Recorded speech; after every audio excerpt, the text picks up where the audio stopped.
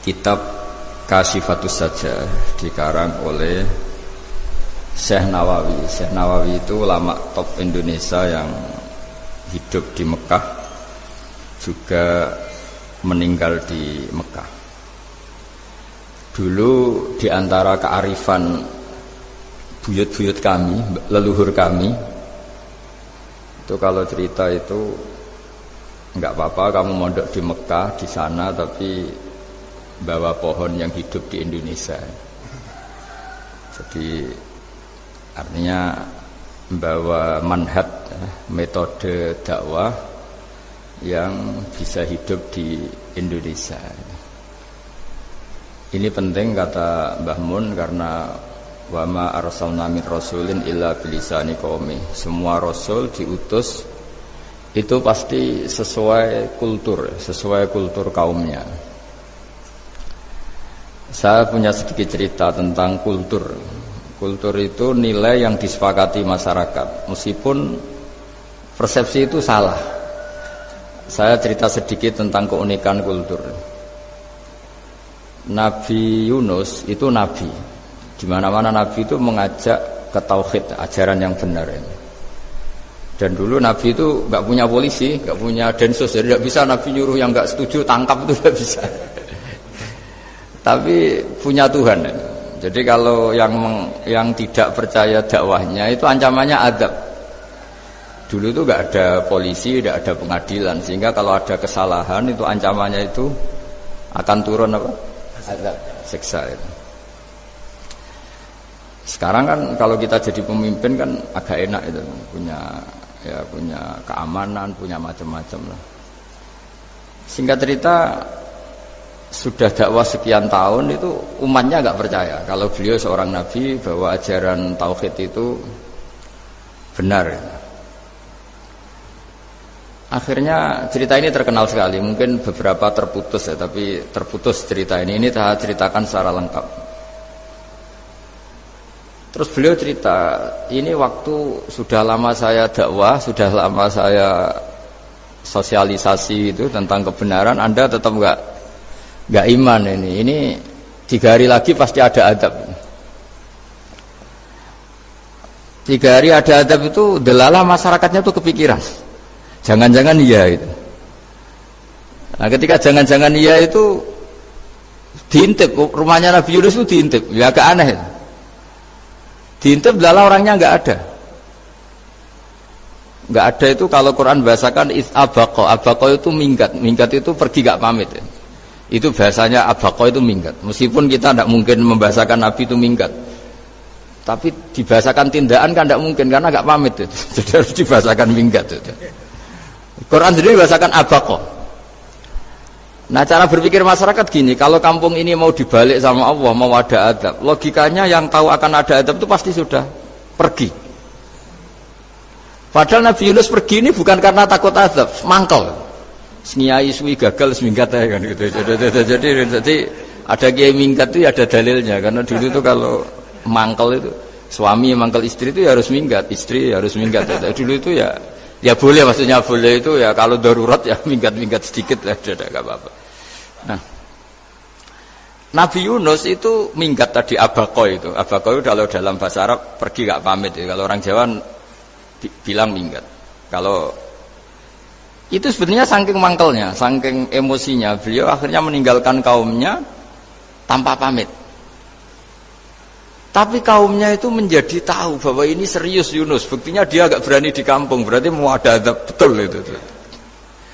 Dan efek positif dari teori itu, teori kultur tadi, kalau ada adab pasti dia pertama yang lari. Kayak dukun itu, kenapa kita tidak percaya dukun nomor itu? Itu kan paling yang minta nomor dulu ada SDSB itu, forecast itu kan paling salam templeknya kan 100.000. Padahal dulu forecast itu berapa kalau menang? Kan miliaran ya, juta.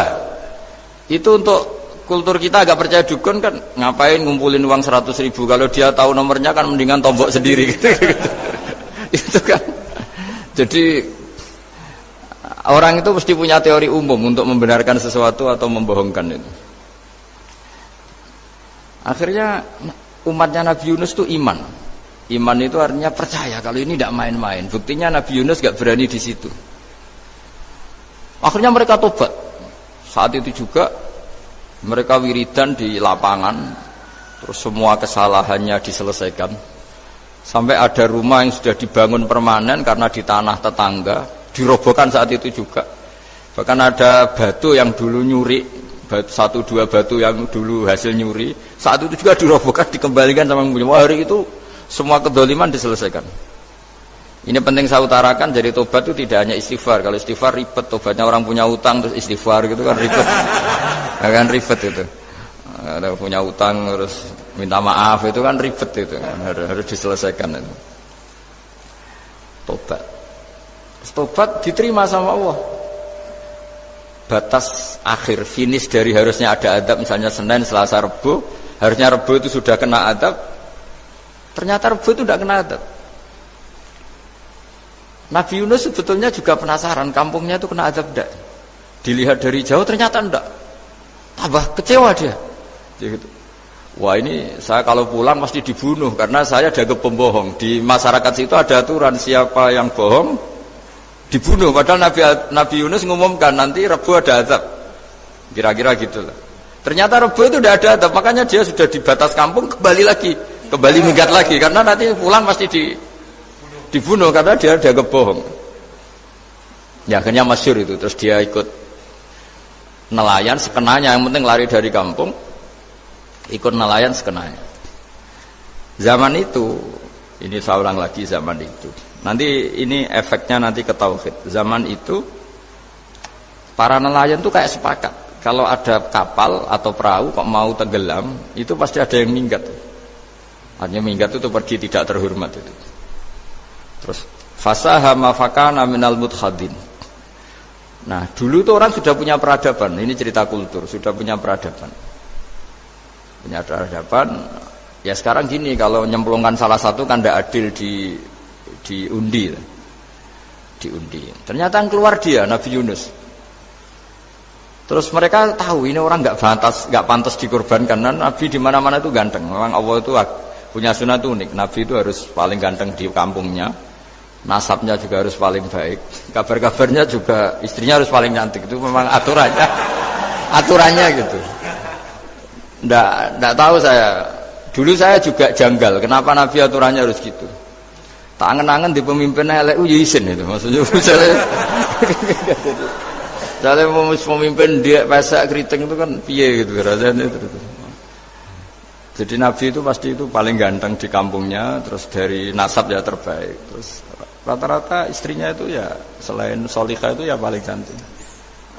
Karena ya dibully kan, sawar tidak jadi Nabi, bujune elek kan ya ribet kalau misalnya ada yang bully gitu kan tidak ribet.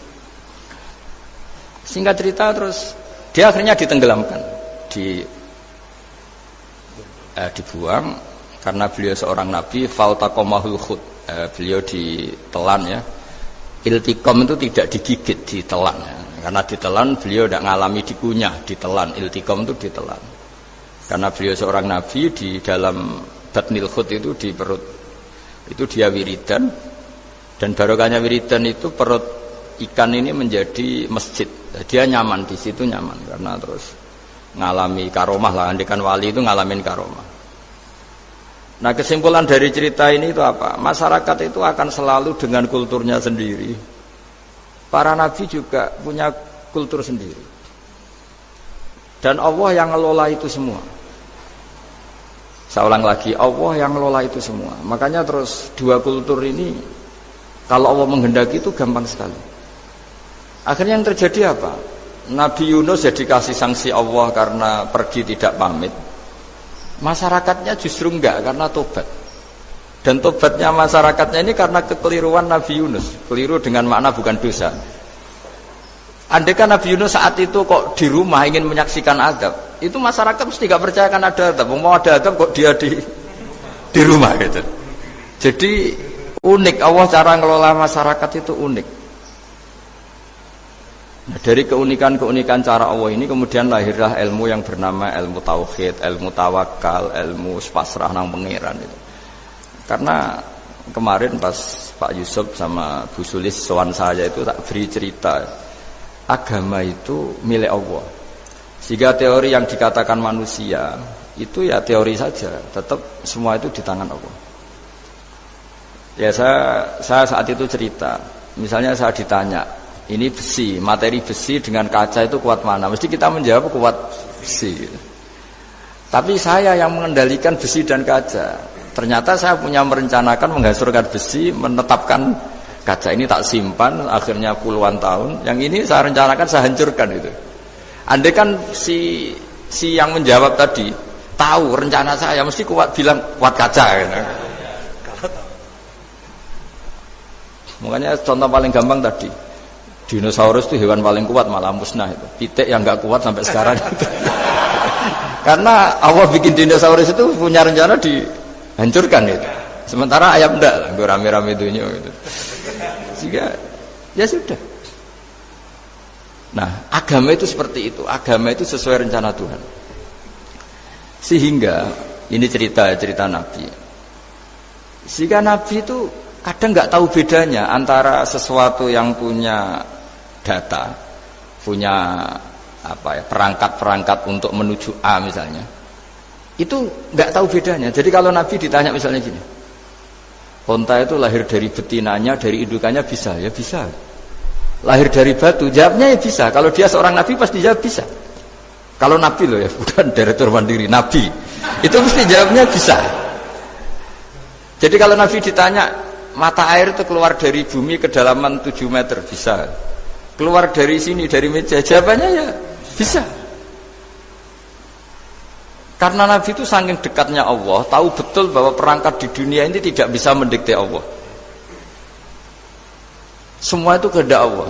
Logika yang terbangun Nabi itu sebenarnya gampang ya. Kalau kita teliti itu, hanya gampang itu sesuatu yang benar itu pasti bisa dijelaskan secara gampang. Nah ini ngaji tauhid biar tidak terlalu berteori terus. Karena kalau saya cerita uang pinter jenengan. Dan saya tidak ingin pinter tentang uang. Tak beri contoh. Nah ini supaya nanti kalau sampean suatu saat meninggal ketemu mungkar nakir itu tahu cara menghadapi. Nanti tak warai tekniknya.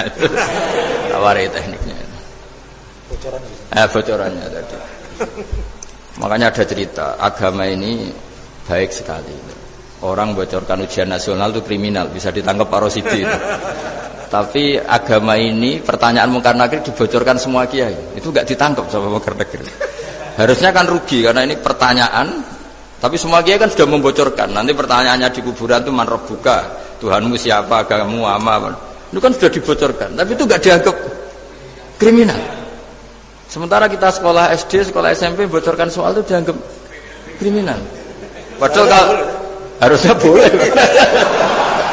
Maksudnya kalau menuruti teori itu harusnya boleh kan. Mau pertanyaan mungkar nakir saja dibocorkan kan. Ada dasarnya kan? Ya tapi kan tidak ada itu. Harusnya boleh. Tapi kan terus jadi nggak ujian kalau dibocorkan itu. Tidak ada itu. Harusnya boleh. Tapi kan terus jadi nggak ujian kalau dibocorkan. Jadi dibocorkan. Kurang apanya baiknya agama ini? Pertanyaan sepenting itu dibocorkan dan kiai-kiai gak ditangkap sama mungkar nakir, ya ada itu aja. Saya ulang lagi ya supaya kita ingat fitrah salimah. Soal Anda modern monggo lah, tapi saya sebagai kiai akan ngajari kalian tentang fitrah salimah. Jadi kalau kamu itu benar-benar beragama, ini misalnya kertas, ini lempengan baja. Kalau kamu beragama, ya terserah jenengan. Karena bisa saja ya terserah jenengan. Karena bisa saja kertas ini arsip nasional. Baja ini tak niatkan, tak luluhkan, tak hancurkan. Sehingga kalau kita ngomong ya secara materi harus ditambahi, secara materi kuat baja ya Allah. Tapi secara substansi jenengan ya terserah jenengan, monggo. Nah, di sini yang mulai orang lupa itu karena selalu menjawab pasti kuat baja. Kata pasti ini yang akhirnya orang menghilangkan teori beragama. Berdasar logika. Nah akhirnya para nabi, para wali itu ditanya. Saya punya kitab karangannya Abdul Hamid, orang alim. Kitab itu dulu saya ngaji lama sekali, sampai sekarang saya pelajarin. Manusia itu dijebak hukum adat, padahal adat itu ya tidak terlibat. Misalnya kalau ada telur jadi ayam normal gitu. Ya tadi, indukan unta melahirkan unta normal itu. Indukan sapi melahirkan sapi normal. Tapi kalau para nabi itu bilang ya enggak normal. Enggak normal artinya tetap ada kekuatan Tuhan. Indukan unta tahu apa tentang unta? Dia punya kekuatan apa? Bisa melahirkan unta, bisa menciptakan unta di perutnya, bisa ada jantungnya, ada paru-parunya, ada ususnya. Dia bisa apa? Di situ ada tangan Tuhan itu. Karena para nabi cara berpikir gitu, melihat tembok ya sama. Tembok sama indukan unta itu sama. Sama-sama mungkin mengeluarkan unta. Sehingga ketika Nabi Soleh ditanya, bukti apa kekuasaan Tuhanmu? Apa bisa mengeluarkan unta dari batu besar ini? Jawabannya Nabi Soleh ya bisa. Ya bisa. Dan mukjizatnya Nabi Soleh masyhur itu, keluarlah unta dari batu. Karena secara teori ya tadi. Coba unta indukan itu apa seorang profesor, apa seorang ilmuwan sehingga bisa menciptakan anaknya itu. Apa dia terlibat dalam menciptakan jantungnya, paru-parunya, ususnya? Kan enggak juga. Telur bisa apa coba? Gobloknya bukan main telur itu kan. Tapi bisa mengeluarkan ayam, dia bisa apa? Nah, para nabi, para wali itu tahu semuanya itu kekuasaannya. Nah kalau karena kekuasaan Allah, bedanya apa dengan tembok? Makanya Nabi Muhammad ketika di padang pasir semua sahabat bingung nggak ada air, ya Nabi santai aja. Ini gimana Nabi nggak ada air, nanti orang mati kehausan. Nabi ya santai aja. Kamu ingin air katanya? Iya. Nabi nunjuk apa itu ya sudah, terus ada air. Ada yang keluar dari jemarinya, ada. Karena Nabi itu nggak tahu bedanya antara ini mungkin dan tidak mungkin, tuh nggak tahunya itu ya semuanya itu Allah. Kalau kamu kan nggak. Wah daerah gini nggak mungkin ada air. Ini kan padang pasir. Air itu biasanya di daerah hutan gini malah berteori macam-macam. Seakan-akan tidak ada Tuhan. Jadi kalau orang nggak bakat wali pasti berpikirnya gitu. Makanya nggak wali-wali itu memang nggak bakat, karena itu kan artinya menafikan kekuasaannya Allah kan. Seakan-akan Allah tidak mampu bikin air di situ. Tapi kalau Nabi santai aja. Makanya Nabi Ibrahim ketika mau dibakar ya santai aja. Menurut beliau api bisa apa? Jadi itu meskipun hukum adat itu ya selalu berjalan. Normalnya api yang membakar di padang pasir, normalnya ya nggak ada air. Normalnya batu ya nggak mengeluarkan unta. Tapi kamu jangan terjebak oleh keseharian yang Anda lihat. Tetap di balik itu ada kekuasaannya Allah Subhanahu wa Ta'ala. Nah ini yang namanya iman. Dengan iman seperti itu nanti ketika kita mati itu ya santai saja. Ketika kita hidup ya tidak tahu oksigen itu apa masuk ke tubuh kita sistemnya kayak apa. Jantung kita ada ikut bikin, paru-paru kita. Artinya zaman kita hidup pun sebenarnya kita tidak bisa ngelola kehidupan itu, tidak bisa. Nah kalau sama nggak bisa, nanti setelah mati juga tidak bisa. Ya sudah, ketika kita hidup yang ngelola juga Allah, ketika mati juga yang ngelola. Bedanya apa? Nah, ini di sini terus kita dilatih inna sholati wa nusuki wa mahyaya wa mamati lillahi rabbil alamin. Tapi kenapa kita ragu terhadap kehidupan setelah kematian? Karena ketika kita hidup seakan-akan kita tahu cara hidup. Makanya Allah itu tersinggung betul ketika ada orang merasa bisa ngelola cara hidupnya. Makanya kata Allah kalau gojlok orang-orang yang kepedean itu, kalau kamu top, mbok jangan mati. Itu falaula in kuntum ghaira madinin tarji'unaha in kuntum shadiqin. Kalau kamu merasa top itu jangan mati. Di mana-mana mati itu tidak top. Falaula idza balaghatil khulqum wa antum khina idzin tanzurun. Mbok ketika nyawa kamu sudah sampai kerongkongan, kamu tarik lagi supaya kamu tidak mati. Mati itu tidak top. Katanya kamu top kok mati. Jangan mati. Kalau top itu jangan mati, jangan miskin, jangan tua, jangan jadi jelek. Pokoknya top terus gitu. Itu digosok sama Allah. Tapi orang itu lupa bahwa nah ketika sehat begini kita seakan-akan ngelola kehidupan. Nah gara-gara merasa ngelola seakan-akan kalau mati lalu saya gimana ya kalau mati? Di kuburan ngapain? Terus kantornya gimana? Kerjanya di mana? Ya tidak usah begitu. Nah ini di sini pentingnya tauhid. Orang dilatih berpikir al-khalqul awal. Afa'ayina bil khalqil awal. Kalau dalam bahasa Yasin disebut kul yuhihal ladzi ansha'aha awwala marrah. Jadi agama itu orang dilatih membayangkan pertama hubungan kita dengan Allah. Misalnya manusia pertama itu siapa? Adam. Adam bisa berpikir, bisa berlogika, bisa jalan-jalan, bisa macam-macam. Tapi andaikan Anda jadi Nabi Adam, mesti melihat kekuasaannya Allah itu begitu nyata, karena saya materinya dari tanah, ternyata saya bisa berpikir.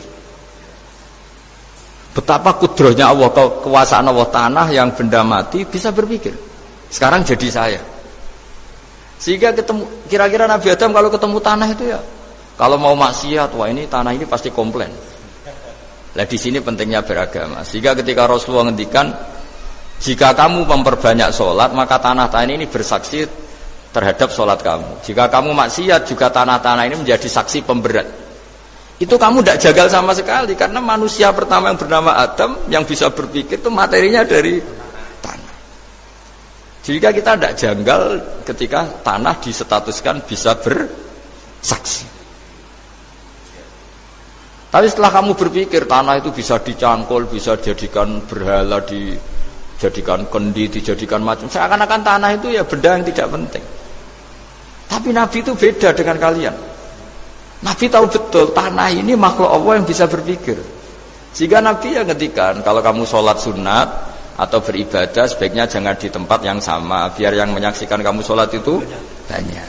Kita mungkin kan masa bumi bisa bersaksi, tapi andaikan Anda Nabi Adam itu tidak akan janggal seperti itu, karena dia tahu materinya dari tanah, dan ternyata jadi mata bisa melihat, jadi telinga bisa mendengar. Makanya Allah selalu mengingatkan, ingatlah al-khalqil awal, afai nabil khalqil awal. Karena khalqil awal ini yang menjadikan fitrah beragama yang baik. Sehingga ketika orang Yahudi bilang nggak mungkin Nabi Isa itu nggak anak zina, wong ibu kok tanpa bapak, anak kok hanya ada ibu tanpa bapak. Allah cara menjawab, inna masalah Isa indallahi kamatsali Adam. Jika kamu protes ada Isa karena tanpa bapak, ya protes dengan Nabi Adam, tanpa ibu tanpa bapak. Nah ini diingatkan al-khalqil awal. Makanya Yasin bilang, kul yuhyihalladzi ansa'aha awwalamar. Awwalamar itu kamu harus berpikir ketika hubungan kamu sendiri dengan Allah zaman sebelum ada semua. Jadi misalnya alam raya ini, bumi sebesar ini, masa suatu saat terus hilang, hancur, nggak berbekas. Ingat saja, bumi ini mulai dulu ya nggak ada. Diadakan oleh kekuatan besar yang super ada, yaitu Allah Subhanahu wa Ta'ala. Nah di sini kenapa faham-faham ateis itu hilang di dunia. Meskipun ada itu karena saking mungkin kurang peradaban. Makanya guru-guru kita mulai zaman Nabi Adam sampai sekarang itu cara berpikir sederhana. Bumi ini kadung ada. Di mana-mana sesuatu yang ada pasti disebabkan yang lebih ada. Kan nggak mungkin bumi yang ada kemudian penciptanya itu udah ada. Itu kan ngajak goblok bareng gitu kira-kira gitu. Sesuatu yang ada disebabkan oleh sesuatu yang tiada. Maka guru-guru kita ngajari, pertama sifat Allah itu wujud. Karena ini wujud super atau kausa prima, terus kiai bilang wajibil wujud. Wajibil wujud terjemahan bebasnya ya wujud super. Karena wujudnya Allah itu yang mempengaruhi ya semua alam raya ini, dia harus di depan. Masa yang menciptakan di belakang.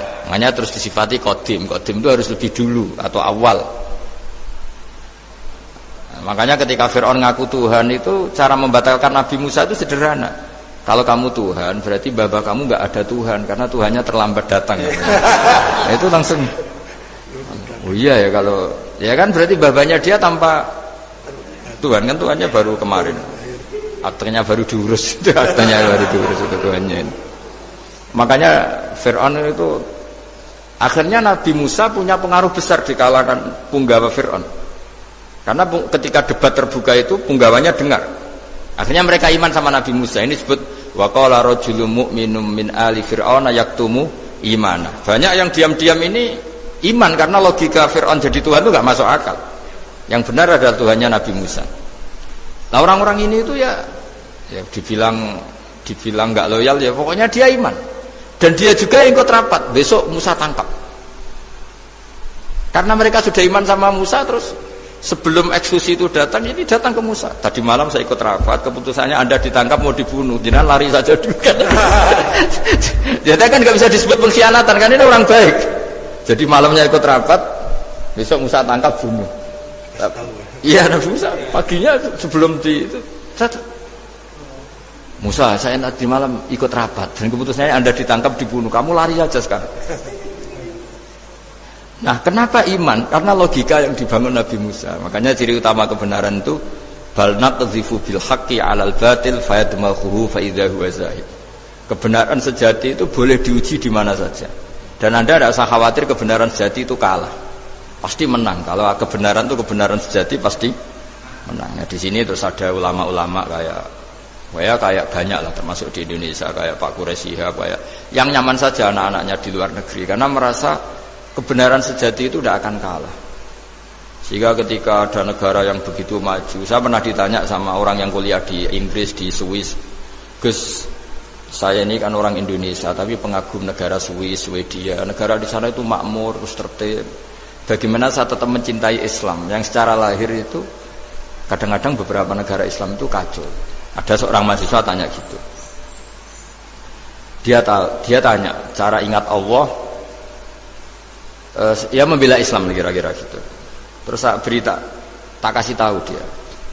Ketika Anda muji negara-negara itu makmur, sejahtera, itu sebetulnya tetap utang jasa terbesar itu sama Tuhan. Pejabat bisa apa ketika Allah misalnya nggak bikin air? Negara bisa apa misalnya ketika Allah itu nggak bikin oksigen? Tetap semua ketertiban itu karena kehendak Allah. Berarti utang jasa kamu di negara manapun tetap sama Allah, bukan pada yang lain. Bahwa ada hukum sosial manusia, oke lah, kedua, ketiga, dia harus terima. Hanya dia sadar. Nah, masalahnya kita ketika di negara yang makmur gitu, pikiran kita, oh, presidennya hebat, menterinya hebat, tata sosialnya hebat. Oke, nggak apa-apa, muji manusia itu nggak apa-apa. Tapi tetap itu semua di bawah muji Allah Subhanahu wa Ta'ala. Ada air begini ciptaan Allah, ada oksigen sehat ciptaannya Allah. Sehingga muji pertama itu kepada apa artinya kehebatan manusia ketika ada gempa besar, ada likuifaksi, ada macam-macam. Nah, maksud saya ngaji di sini, ingat Allah itu dengan cara seperti itu. Sehingga ketika kita hidup di negara manapun, ya utang jasa pertama pikiran kita sama Allah Subhanahu wa Ta'ala. Tapi kalau enggak, kamu terjebak hukum adat tadi. Di mana-mana ayam itu yang mengeluarkan telur, telur mengeluarkan ayam, nggak bisa batu ini mengeluarkan ayam, keliru kamu. Ketika ayam mengeluarkan telur, memangnya ayam itu bisa? Apa dia berpikir sekolah dulu gimana ya cara punya telur? Kan tidak juga, tidak berkehendak juga. Apa ketika mata kamu bisa melihat terus kamu merencanakan gimana ya mata supaya bisa melihat? Ya tahu-tahu sudah melihat. Nah, di sini disebut afa'ayina bil khalqil awwal ansa'aha awwalan marrah wa huwa alladhi yabda'ul khalqa tsumma yu'iduhu wa huwa ahwanu alaih. Allah selalu mengingatkan, nah, iman yang baik itu iman yang seperti saya utarakan tadi. Kamu ingat kekuasaan Allah ketika belum ada apa-apa. Belum ada apa-apa ya Allah bikin manusia itu dari tanah, bikin ayam ya dari tanah, bikin sapi ya dari tanah. Bahkan semuanya dari ketiadaan. Nah, dengan iman seperti itu, nanti kalau kamu ngaji hadis, Nabi bisa mengeluarkan air dari apa? Dari jemarinya. Terus Nabi Ibrahim dibakar gak apa-apa. Nabi Soleh bisa mengeluarkan unta dari batu besar. Nabi Musa bisa menyibak laut hanya dengan tongkatnya. Itu semuanya kamu tidak jangka. Karena tadi ingat bahwa kekuasaan Allah itu tidak terbatas. Itu cara iman yang benar. Sehingga nanti ketika kita mati juga gitu. Ketika kita hidup ya tidak bisa ngatur jantung kita, paru-paru kita. Pasti sama lah, setelah kita mati juga tidak bisa ngatur. Yang hanya ngatur Allah Subhanahu wa Ta'ala. Hidup kita dalam kendali Allah, mati kita dalam kendali Allah. Ya sudah, terus kita mati ya nyaman saja. Saking nyamannya itu orang-orang soleh kalau mati itu jarang berdoa. Bukan karena apa-apa, kalau berdoa itu resikonya kan gini, mustajab ndak ya, dikabulkan ndak itu. Itu menjadikan setan punya peluang masuk, diganggu. Makanya ajarannya Nabi, mangkana akhiru kalamihi la ilaha illallah wa fi riwayatin Allah dakhalal jannah. Jadi kalau mau mati bersaksi saja, sudah ini enggak saatnya berdoa, saatnya bersaksi. Makanya hanya disuruh bilang Allah, Allah, Allah.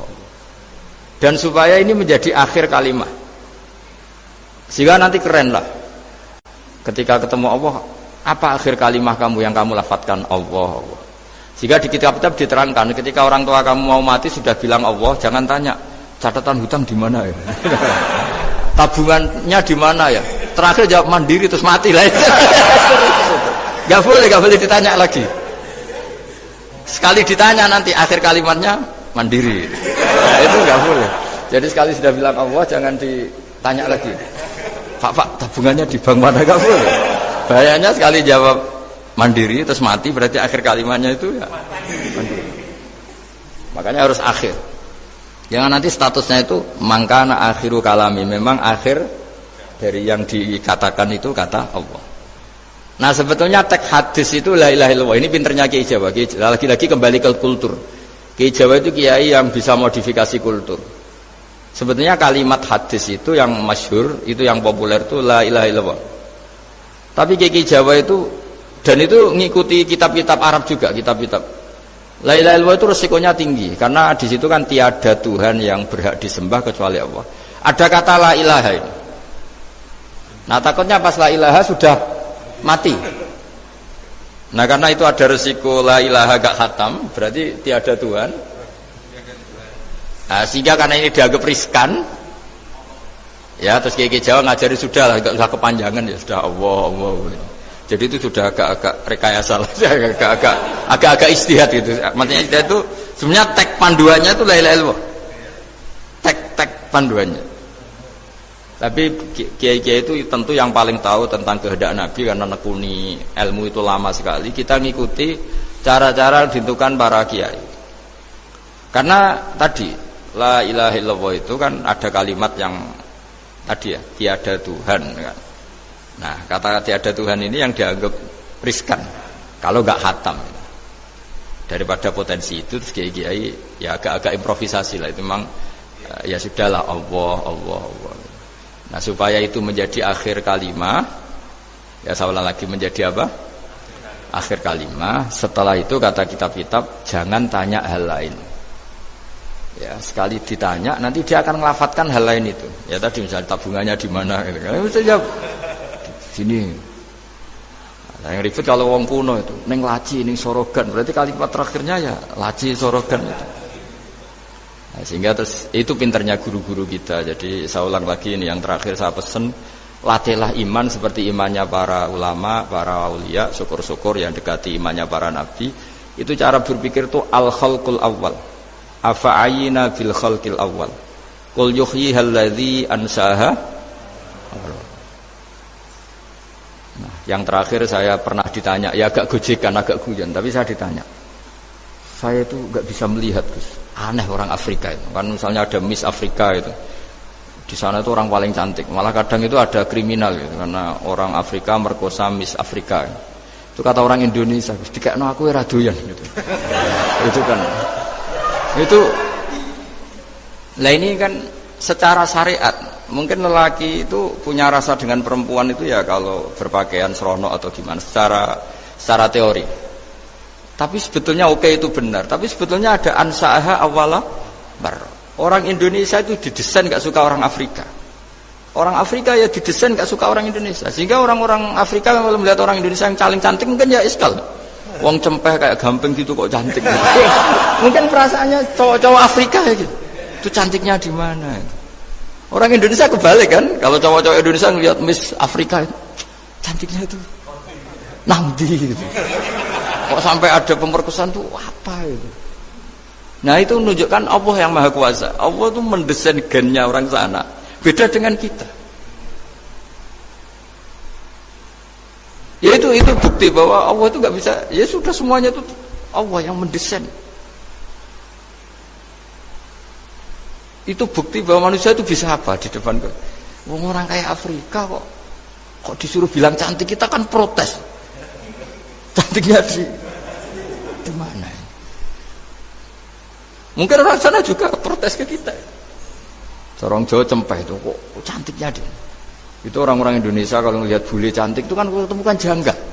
Orang-orang Jogja, bule wayune nang ndi gitu. Kulitnya gitu kan sama mereka juga bilang kita mungkinnya seperti itu. Itu namanya didesain ansaaha awal apa? Marrah. Sudah memang desainnya seperti itu. Nah di sini supaya kita ingat. Nah, ingat bahwa hati juga gitu. Ketika kita cinta istri itu janggal betul kalau terjadi konflik. Tapi kalau sedang konflik itu janggal betul terjadi perdamaian. Nah, lagi mau ngangkel itu ya problem betul. Nah ini di sini pentingnya iman. Orang terus disuruh berdoa ya muqallibal qulub tsabbit qalbi ala dini, karena kita Kita tidak tahu cara berpikir. Ada perempuan cantik sering merengut, pecintanya ya banyak, dianggap pemikir serius. Tapi kalau baru gedeng namanya ya merengut, bukan pemikir. Orang senyum itu kita seneng gitu. Tapi kalau baru gak seneng, murahan guyu. Itu jadi manusia itu unik. Hanya sama, tapi cara nganalisis beda. Tinggal sedang seneng apa enggak. Lucu kan? Ada orang anteng di rumah, itu kalau lagi seneng ya, oh itu anteng gak banyak ngeluyur. Tapi baru gak seneng, seneng ngomah ya gue nganggur. Nah, itu kita tidak pernah tahu. Kita simpulkan apa itu tidak pernah tahu. Makanya wisata, pernah ada orang wisata datang ke sini tak nasihatin. Orang wisata itu kan seneng di kampung-kampung yang terbelakang gitu, melihat orang manusia pohon, melihat apa. Terus saya bilang, itu kan kasihan kan, masa manusia jadi objek. Bahkan bayangannya ya kalau mereka jadi modern jadi gak menarik kan. Padahal kita yang orang pendidikan kan inginnya mereka terentas lah dari kultur itu. Ya itu kan gak sambung kan. Yang satu bilang unik, masyarakatnya masih unik, masih naik-naik pohon. Tapi bagi orang pendidikan kan tersiksa kan. Ini bangsa kita, warga kita kok masih seperti itu. Makanya orang wisata itu nasihati, kamu kesana itu niat melihat apa niat mengentas? Kalau niat mengentas, tak jamin ada pahala. Bagus, mau niat mengentas katanya. Niatnya baru sekarang apa mulai dulu-dulu? Baru sekarang. Ya ini cerita dari manusia itu semudah itu, Pak. Nah, setelah kamu ngaji ini, kamu tidak akan janggal terhadap kenapa Nabi itu begitu santai. Ketika tadi makanan misalnya satu wadah itu cukup untuk orang 300. Sampai Jabir yang ngundang Nabi kan hanya kambing kecil, cukup orang 6. Ternyata Nabi ngajak orang 300 lebih. Tapi Nabi bilang ya sudah semuanya makan cukup. Kata-kata Nabi kan, zaman dulu belum ada beras, belum ada Allah itu bisa kok mengenyangkan malaikat tanpa makan gitu. Susahnya apa ngenyangkan manusianya dengan nasi sedikit itu ya Nabi ya santai aja, semuanya kenyang santai. Ya ini itu iman-iman yang sudah benar-benar awal amarah, sudah Allah tidak harus terdikte oleh nasi. Kalau nasi sedikit harus cukup orang sedikit, kalau banyak harus orang banyak. Allah tidak perlu kena aturan itu semua, tidak perlu. Misalnya ini Tuhan kata kok kamu atur itu gimana, tidak bisa. Ya Pak Bakar hanya ngaji ini insya Allah Anda setelah baca mukjizat keramat itu tidak istilah. Ya saya kira demikian. Assalamualaikum warahmatullahi wabarakatuh.